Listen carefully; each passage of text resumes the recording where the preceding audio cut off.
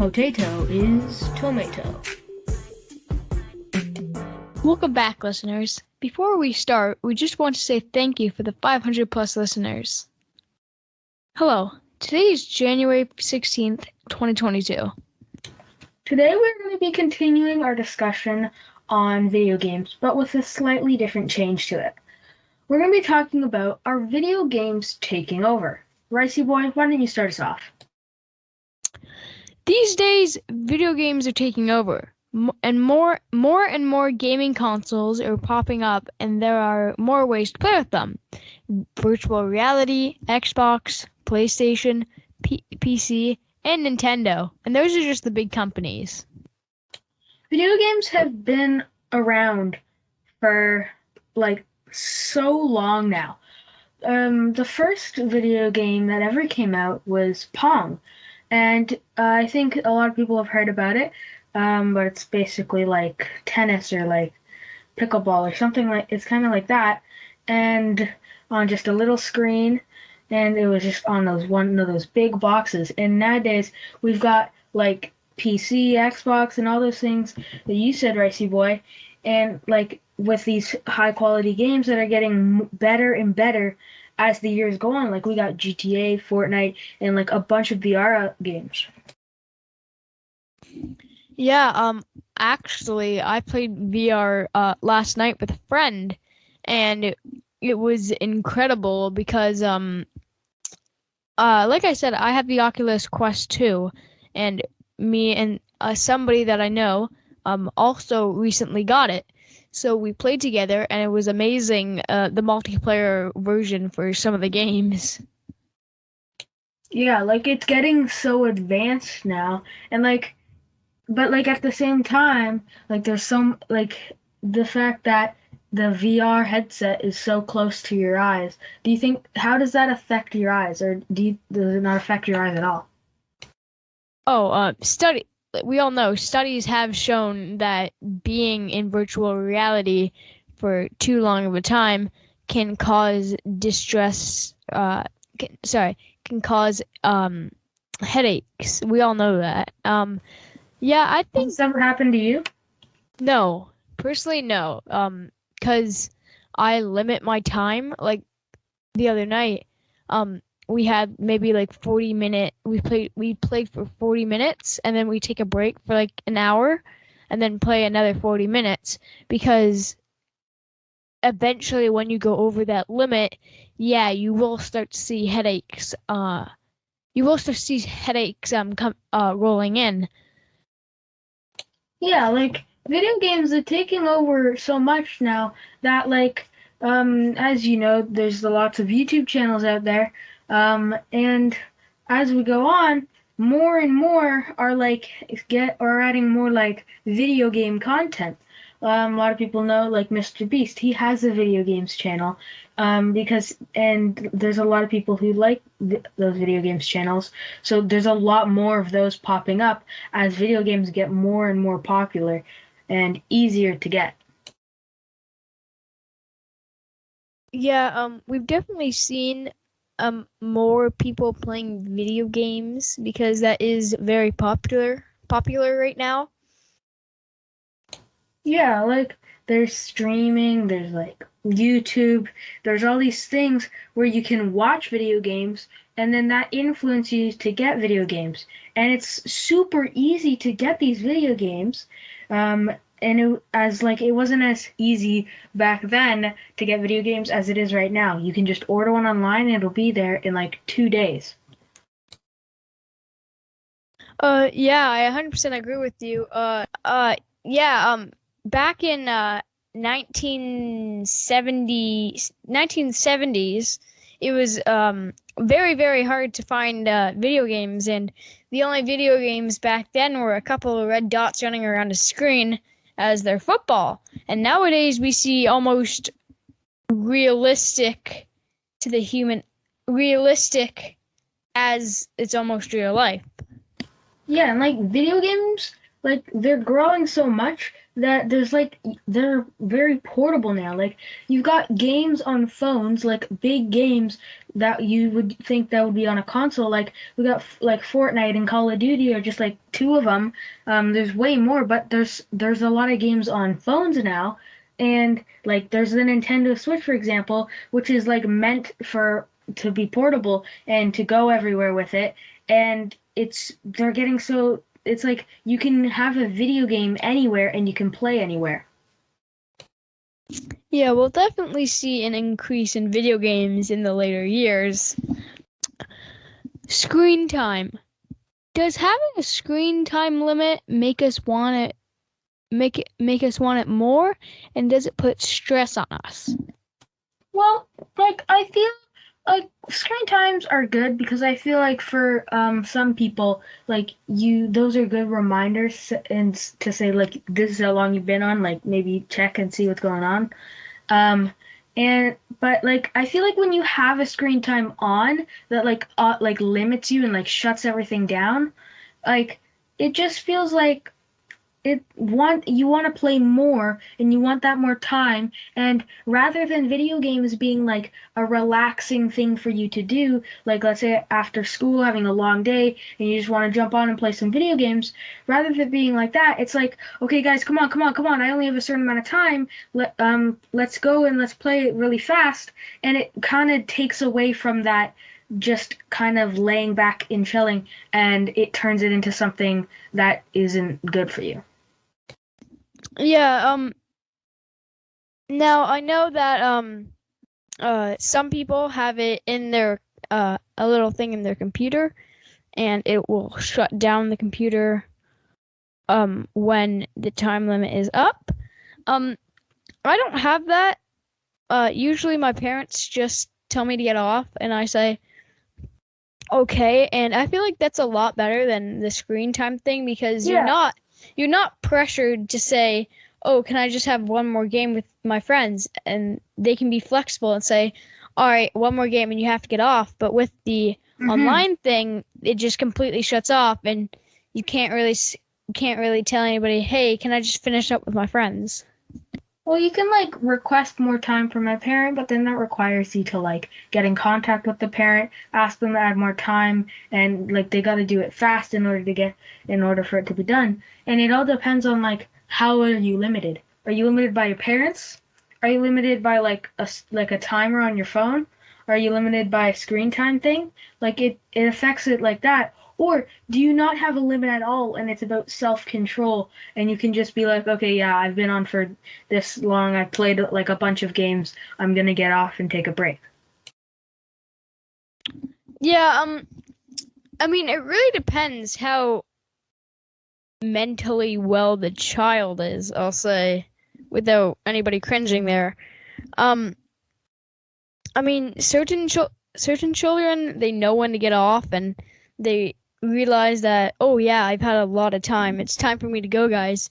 And then there can be some children that stay on Yeah. for hours on end. And this isn't just for children. This is for like adults. Like I know, well, adults have to face it more because they don't have a screen time limit. So yeah, it's definitely about how mentally well and Mhm. how mentally well you are. Yeah, like I agree with that, and I think it's about balance. Like if you're gonna be playing for 2 hours, I think that you should be outside for 2 or more hours, or be doing something else that's like active and good for you for maybe do that more than you are online. Like you need that balance of games and like activity or doing something else that's better for your body. And some kids don't have the self control for that. And like they need that video games thing being like, okay, you only got this much time left. Or they need a parent to tell them that it's like, okay, you've been on for this long. Just like maybe try to wrap up what you're doing. Now, I know some people have screen-free days. Now, do you find that okay? Like, do you think we should see more screen-free days, or we should not see them at all? Well, we talked about this in our last podcast. But I think it's screen-free days is a good idea, but if only like one of out of five people in a friend group are having it, then I don't think it's a good idea. Like if maybe four out of five like of the people in that friend group, if they do have a screen-free Sunday or a screen-free Saturday or screen-free day in general, like I feel if the friend group is mostly having that screen-free day, it's better, and I think it is good for you.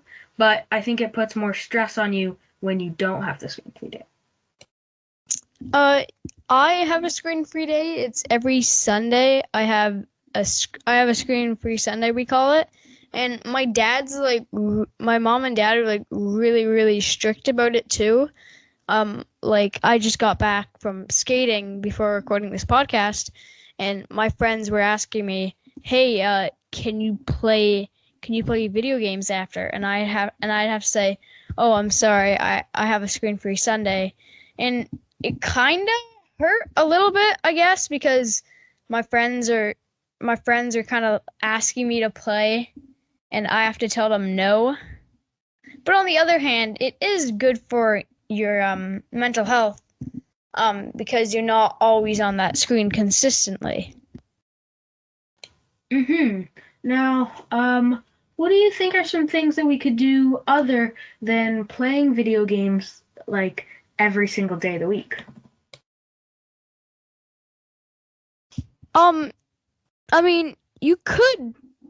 I think it's perfectly fine to be able to play every single day of the week. It's just that means you should go outside a little more. Like you can't just stay inside, lock yourself inside, and play video games consistently. You should go outside. You should tell your kid to go outside and play for maybe the same time that they had video games for. Yeah, but like I feel like if they're forced, it's more of a chore and less of a I'm getting activity out here and this is good for me, and it's doing the reverse effect. So like I don't think say you have to go outside because it's this time. I think if you get into a routine like that and you just go outside, or maybe you don't even go outside, maybe you just like have some like sort of treadmill, or maybe you play a board game, or you do something in the house if it's like a rainy day outside. Yeah, I 100% agree with you on that one, actually.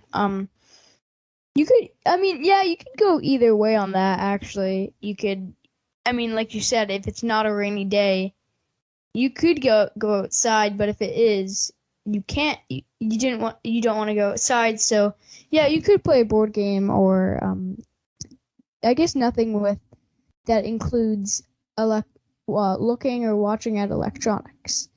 Now, what is virtual reality? Well, we talked about this a lot in our other podcast. So for the people that haven't seen that one yet, oh, it tricks your brain into thinking that you're in the actual game because it's close up and there's like this whole 3D rendering of it and all this stuff. But more simply, it's just you're in the game and you can look around and you'd see stuff in the game as like a 360 view.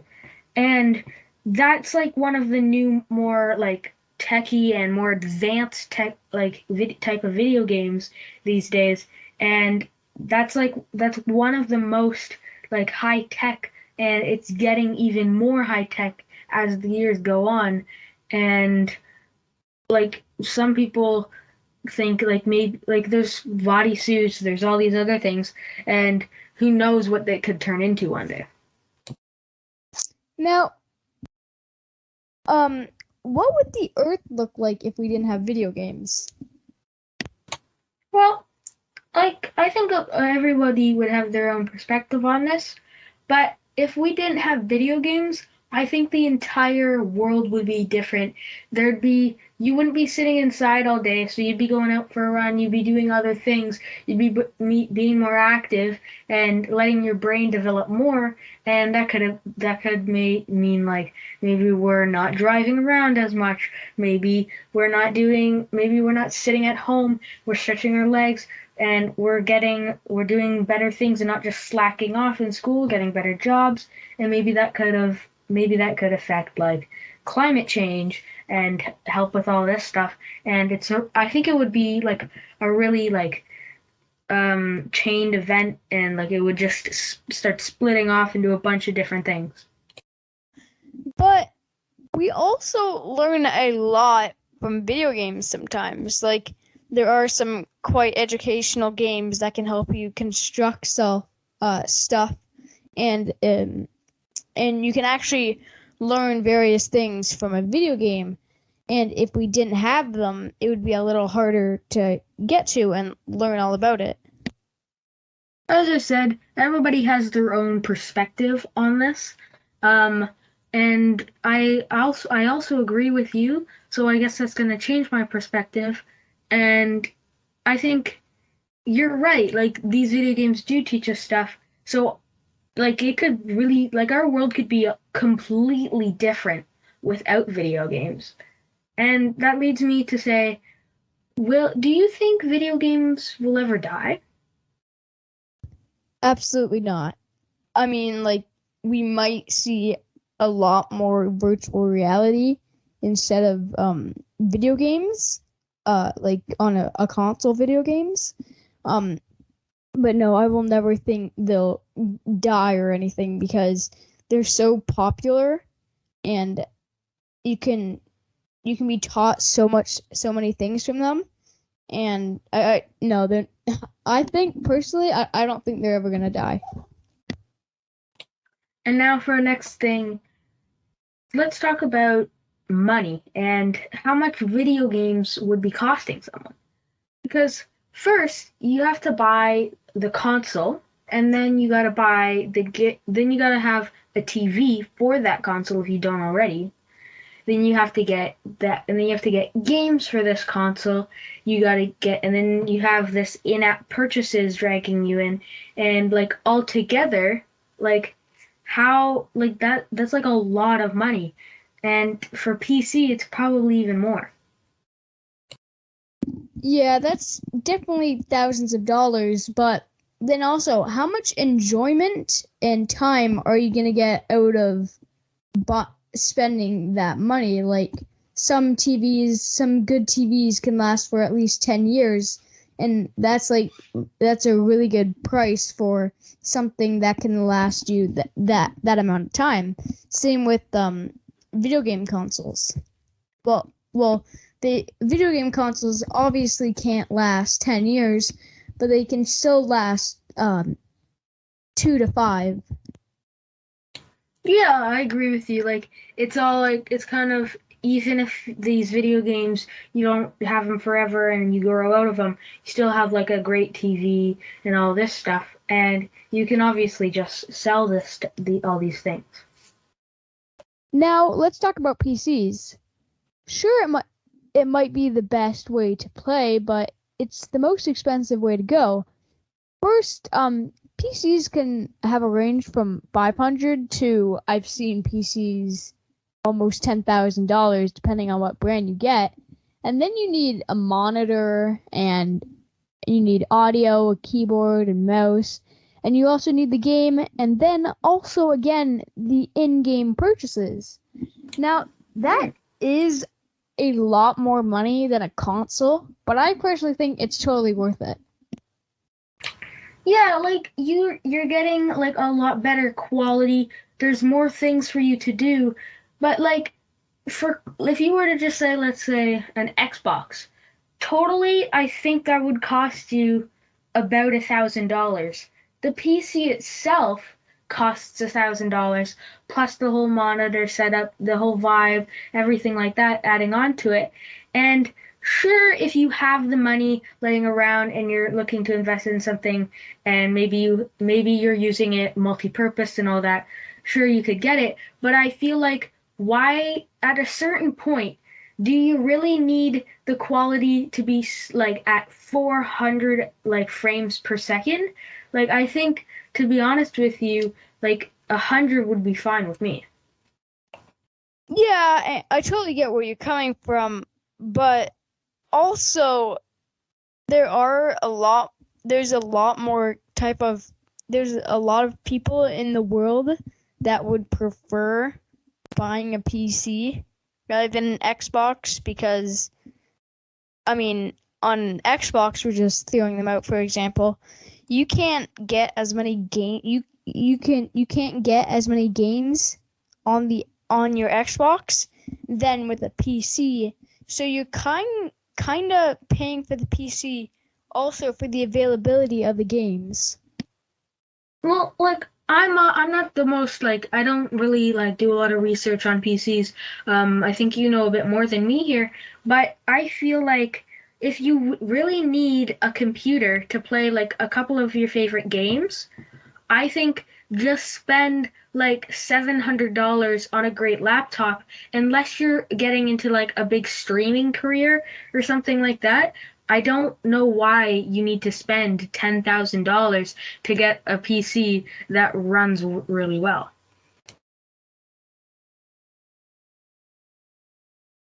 Yeah, I 100% agree with you that some people might prefer buying a gaming laptop over a PC if they are starting off. And it looks like that's all the time we have today.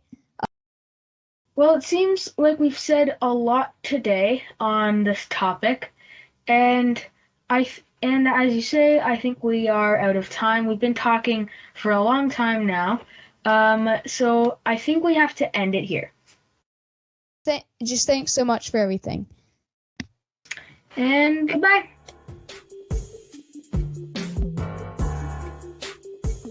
Potato is tomato.